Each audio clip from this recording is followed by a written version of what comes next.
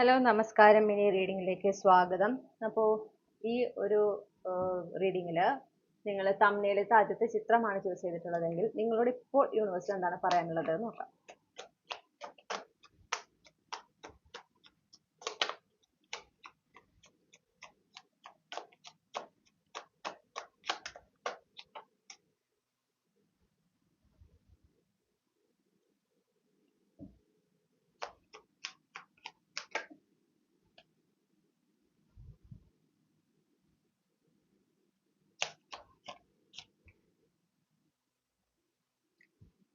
Okay, underlying energy എംപറസ് ആണ്. അപ്പോൾ ഇവിടെ നമ്മളൊരു എന്താ പറയുക, നിങ്ങൾ എന്തിലാണ് ഫോക്കസ് ചെയ്യേണ്ടത്, എന്താണ് നിങ്ങൾ ഇപ്പോൾ വിട്ട് കളയേണ്ടത്, എന്തിൽ ഫോക്കസ് ചെയ്യണം, എന്തിനു വേണ്ടി തയ്യാറെടുക്കണം, അങ്ങനെ ഒരു 3 കാർഡ് ആണ് നമ്മളിവിടെ എടുത്തിട്ടുള്ളത് കേട്ടോ. അപ്പോൾ നിങ്ങൾ വിട്ട് കളയേണ്ടത് എന്താണെന്ന് വെച്ചിട്ടുണ്ടെങ്കിൽ ഒരു എന്താ പറയാ, ഒരു സ്പെർ ഓഫ് മൊമെന്റിൽ ഡിസിഷൻ എടുക്കാന്നൊക്കെ പറയില്ലേ, പെട്ടെന്ന് തീരുമാനങ്ങൾ എടുക്കുക, മുന്നും പിന്നും നോക്കാതെ തീരുമാനങ്ങൾ എടുക്കുക, മുന്നും പിന്നും നോക്കാതെ ആക്ഷൻ എടുക്കുക.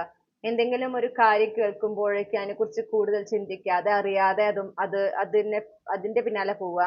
ഓക്കെ, ഇപ്പോൾ ഫോർ എക്സാമ്പിൾ എന്തെങ്കിലും ഒരു ബിസിനസ് തുടങ്ങുന്നതിന്റെ കാര്യം അങ്ങനെ എന്തെങ്കിലും കേൾക്കുമ്പോഴേക്കും അതെന്താ ഏതാ അതിലെന്തൊക്കെ റിസ്ക് ഇൻവോൾവ് ആണ് എന്നൊക്കെ അറിയാതെ അത് തുടങ്ങുന്നതിന് വേണ്ടുന്ന കാര്യങ്ങൾ ചെയ്യുക, അതിനുവേണ്ടി പൈസ ഇറക്കുക. അങ്ങനെ വളരെ ഇമ്പൾസീവ് ആയിട്ട് ഡിസിഷൻസ് എടുക്കുന്ന അല്ലെങ്കിൽ ആക്ഷൻസ് എടുക്കുന്ന ഒരു ടെൻഡൻസി നിങ്ങളിൽ കാണുന്നുണ്ട്. അത് നിങ്ങളോട് ഉപേക്ഷിക്കാൻ പറയുന്നു. ഓക്കെ, അത് കൂടുതൽ പ്രശ്നങ്ങളെയാണ് ക്ഷണിച്ചു വരുത്തുക എന്ന് മനസ്സിലാക്കുക. അതാണ് നിങ്ങൾ ആദ്യം ഉപേക്ഷിക്കേണ്ടതായിട്ടുള്ള കാര്യം. അതാണ് നിങ്ങളിപ്പോൾ ഇവിടെ നിങ്ങളിൽ നിന്ന് വിട്ടുകളയേണ്ടത്.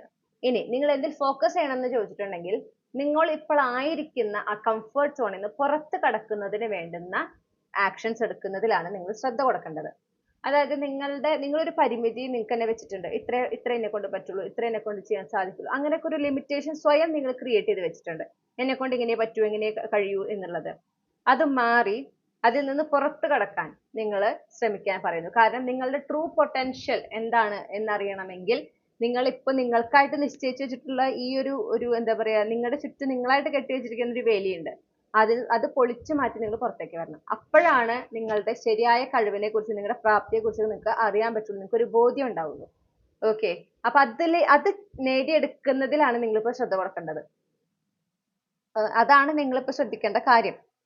അപ്പൊ നിങ്ങളിലുള്ള സെൽഫ് ലിമിറ്റിംഗ് ബിലീഫ്സ് അതിനെ മറികടക്കുന്നതിനും നിങ്ങൾക്ക് ചുറ്റും നിങ്ങളായി തന്നെ വെച്ചിട്ടുള്ള ചില പരിമിതികളുണ്ട്, അതിനെ മറികടക്കുന്നതിനും വേണ്ടിയിട്ടാണ് നിങ്ങൾ ഇപ്പോൾ പരിശ്രമിക്കേണ്ടത്. അവിടെയാണ് നിങ്ങളുടെ ശ്രദ്ധ ആയിരിക്കേണ്ടത്. ഇനി ഭാവിയിൽ, അതായത് ഭാവി എന്ന് അധികം ദൂരത്ത് എന്നല്ല പറയണേ, നിയർ ഫ്യൂച്ചറിലെ കാര്യമാണ് പറയുന്നത്. വൈകാതെ തന്നെ ഒരു പ്രധാനപ്പെട്ട ഒരു ഡിസിഷൻ എടുക്കേണ്ട സിറ്റുവേഷനിലേക്ക് നിങ്ങൾ എത്തും. ഓക്കെ, അപ്പോ അവിടെ എന്ത് വേണമെന്ന് വെച്ചിട്ടുണ്ടെങ്കിൽ നിങ്ങൾക്ക് നിങ്ങൾ എടുക്കുന്ന തീരുമാനങ്ങളിൽ ഉറച്ചു നിൽക്കുന്ന ഒരു ടെൻഡൻസി നിങ്ങളിൽ ഉണ്ടാക്കിയെടുക്കണം.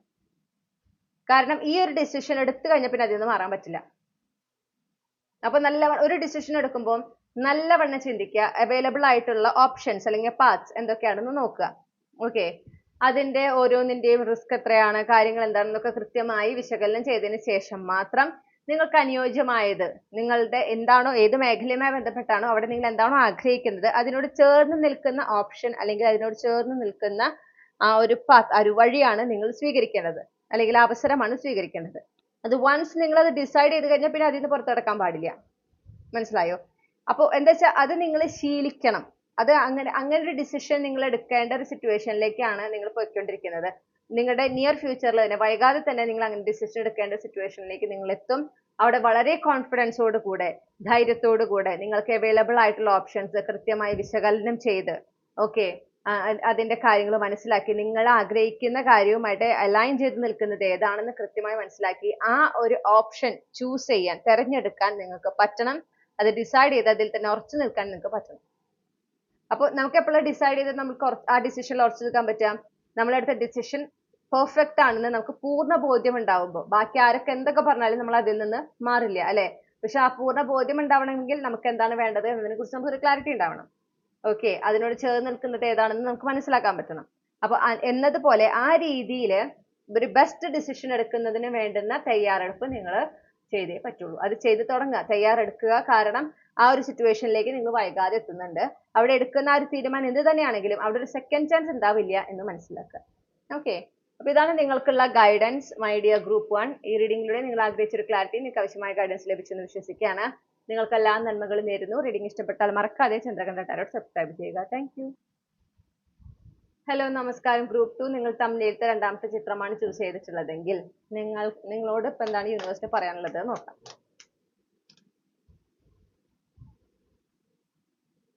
Satisfy the aiders.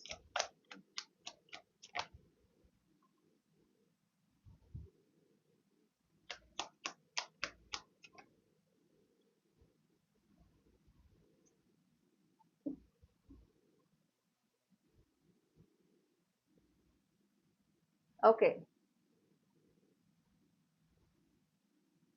അപ്പോൾ ഇവിടെ നമ്മൾ റീഡ് ചെയ്യുന്നത് ഈ 3 കാർഡ്സ് എടുത്തിട്ട് നിങ്ങൾ എന്തിനെയാണ് നിങ്ങളിൽ നിന്ന് ഇപ്പോൾ വിട്ട് കളയേണ്ടത്, എന്തിലാണ് ഫോക്കസ് ചെയ്യേണ്ടത്, എന്തിനു വേണ്ടിയാണ് തയ്യാറെടുക്കേണ്ടത്, ഈ കാര്യങ്ങളാണ് നമ്മളിവിടെ 3 കാർഡ് ഫോമാറ്റിൽ നോക്കണേ കേട്ടോ. അപ്പോൾ നിങ്ങൾ വിട്ട് കളയേണ്ട ഒരു കാര്യം എന്ന് പറഞ്ഞാൽ നിങ്ങളെ സംബന്ധിച്ച് നിങ്ങൾക്കുള്ള insecurities, self limiting beliefs, okay, ഇതിനെ വിട്ട് കളയണം. ഈ ചിന്തകൾ വെച്ചുകൊണ്ട് അല്ലെങ്കിൽ ഈ വിശ്വാസങ്ങൾ വെച്ചുകൊണ്ട് മുന്നോട്ട് പോകുക എന്ന് പറയുന്നത് നിങ്ങൾക്ക് അസാധ്യമാണ്. നിങ്ങളുടെ ലക്ഷ്യത്തിലേക്ക് എത്തുക എന്ന് പറയുന്നത് അസാധ്യമാണ്. നിങ്ങൾ എത്ര മാനിഫെസ്റ്റ് ചെയ്താലും എന്തോരം പരിശ്രമിച്ചാൽ നിങ്ങൾ അതിലേക്ക് എത്തില്ല. നിങ്ങൾ ഒരു പാറ്റേണിൽ തന്നെ കിടന്ന് ഇങ്ങനെ കറങ്ങിക്കൊണ്ടിരിക്കും. കാരണം ഈ ഇൻസെക്യൂരിറ്റീസും ഈ സെൽഫ് ലിമിറ്റിംഗ് ബിലീഫ്സും മാറി നിങ്ങളുടെ ഒതന്റിക് സെൽഫിലേക്ക് മാറിയതിന് ശേഷം മാത്രമാണ് നിങ്ങൾ ആഗ്രഹിക്കുന്ന ഒരു കാര്യം ഉണ്ടല്ലോ അത് നിങ്ങൾക്ക് ഏറ്റവും മികച്ച രീതിയിൽ ഹാൻഡിൽ ചെയ്യാൻ പറ്റുള്ളൂ. അല്ലെങ്കിൽ അവിടെ വീഴ്ചകൾ സംഭവിക്കും. അത് വരാതിരിക്കാനാണ് യൂണിവേഴ്സ് നിങ്ങളോട് ഇപ്പോൾ ആവശ്യപ്പെടുന്നത്. നിങ്ങൾക്ക് തോന്നുകയാണ്, കുറെയൊക്കെ നിങ്ങളുടെ തോന്നലുകളാണ്. ഓക്കെ, ചിലപ്പോൾ പറയുമ്പോൾ ദേഷ്യം തോന്നുമായിരിക്കും. പക്ഷെ നിങ്ങൾക്ക് അങ്ങനെ സാധിക്കില്ല, എന്നെ കൊണ്ട് അങ്ങനെ പറ്റില്ല, അങ്ങനെ വിചാരിക്കുന്നത്, അല്ലെങ്കിൽ ഇപ്പൊ നിങ്ങൾക്ക് ഒരുപാട് ലിമിറ്റേഷൻസ് അല്ലെങ്കിൽ എന്താ പറയാ നിങ്ങളുടെ ലൈഫിൽ കുറെ എന്താ പറയാ തടസ്സങ്ങളുണ്ട്. കുറെയൊക്കെ നിങ്ങൾ ചിന്തിച്ചെടുത്തിട്ടുള്ള തടസ്സങ്ങളാണ്, ലിമിറ്റേഷൻസ് ആണ്. അത് മനസ്സിലാക്കി അതിനെ വേർതിരിച്ച് അതിനെ ഉപേക്ഷിക്കുമ്പോഴാണ് നിങ്ങൾക്ക് കൂടുതൽ വ്യക്തത ലഭിക്കുക. ജീവിതത്തിൽ ഇപ്പൊ എന്ത് സംഭവിക്കുന്നു, എവിടെ എത്തി നിൽക്കുന്നു, ഏത് ദിശയിലേക്ക് പോകുന്നു എന്നതിനെ സംബന്ധിച്ച് അതിപ്പോ ലഭിക്കേണ്ടത് അത്യാവശ്യമാണ്. ഓക്കെ, അപ്പോൾ അതാണ് നിങ്ങൾ ഇപ്പോൾ വിട്ടുകളയേണ്ട, ഉപേക്ഷിക്കേണ്ട ഒരു കാര്യം.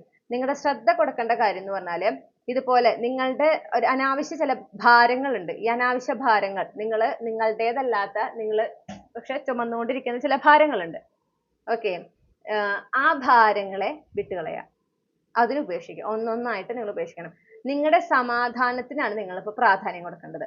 ജീവിതത്തിൽ സമാധാനം ഉണ്ടാകുന്നതിന് വേണ്ടുന്ന പരിശ്രമങ്ങളാണ് നിങ്ങൾ ഇപ്പൊ ചെയ്യേണ്ടത്. അപ്പൊ ആ സമാധാനം കെടുത്തുന്ന എന്തൊരു എനർജി ആയിക്കോട്ടെ, അത് ചിലപ്പോൾ ചിന്തകളായിരിക്കാം, ചില വിശ്വാസങ്ങളായിരിക്കാം, ചില ബന്ധങ്ങളായിരിക്കാം, ചില സാഹചര്യങ്ങളായിരിക്കാം, അതിനെല്ലാം ഉപേക്ഷിക്കുക. പ്രാധാന്യം ഇവിടെ എന്തിനാ കൊടുക്കണ്ടേ? മനസ്സമാധാനത്തിന്, സമാധാനം സ്വസ്ഥതയും നിറഞ്ഞ ജീവിതത്തിന്, അതിലേക്ക് എത്തിച്ചേരുക തന്നെ വേണം. അതിന് തടസ്സം നിൽക്കുന്ന എല്ലാ ഊർജങ്ങളെയും നിങ്ങൾ ഉപേക്ഷിക്കുക. അതിനാണ് നിങ്ങൾ ശ്രദ്ധ കൊടുക്കേണ്ടത്.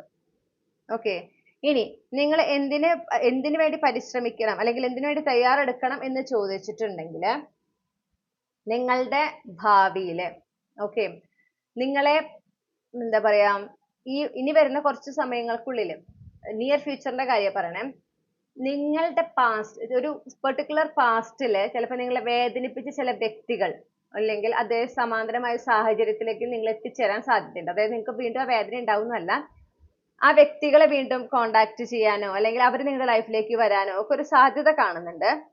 അപ്പൊ അവിടെ നിങ്ങൾ തയ്യാറെടുക്കേണ്ടത് നിങ്ങളുടെ പാസ്റ്റ് മിസ്റ്റേക്സ് നിങ്ങൾ റിപ്പീറ്റ് ചെയ്യുന്നില്ല എന്ന് ഉറപ്പുവരുത്തുക. അതിനുവേണ്ടി നിങ്ങൾ തയ്യാറെടുക്കണം. അപ്പൊ എന്താണ് പാസ്റ്റിൽ നിങ്ങൾക്ക് ഉണ്ടായ മിസ്റ്റേക്സ് നിങ്ങൾ കണ്ടെത്തണം. ഓക്കെ, ആ അനുഭവത്തിൽ നിന്ന് നിങ്ങൾ പഠിച്ച പാഠങ്ങൾ എന്തൊക്കെയാണ് എന്ന് തിരിച്ചറിയണം. ആ പാഠങ്ങളെ ലൈഫിൽ ഫോളോ ചെയ്യണം. അപ്പൊ ഈ സിറ്റുവേഷൻ നിങ്ങൾക്ക് ഒഴിവാക്കാം. മനസ്സിലായോ? അവിടെ ഒരു ഹാർട്ട് ബ്രേക്ക് എന്ന് ഞാൻ കാണുന്നില്ല. ഇവിടെ എന്തുണ്ടാവണമെന്ന് വെച്ചാൽ നിങ്ങൾ വളരെ ധൈര്യത്തോടെ വളരെ ആത്മവിശ്വാസത്തോടെ ആ വ്യക്തികളെ, ചിലപ്പോൾ ഫാസ്റ്റ് പീപ്പിൾ ആയിരിക്കാം, അവരെ എന്താ പറയാ നിങ്ങൾ ഫേസ് ചെയ്യേണ്ടതുണ്ട്.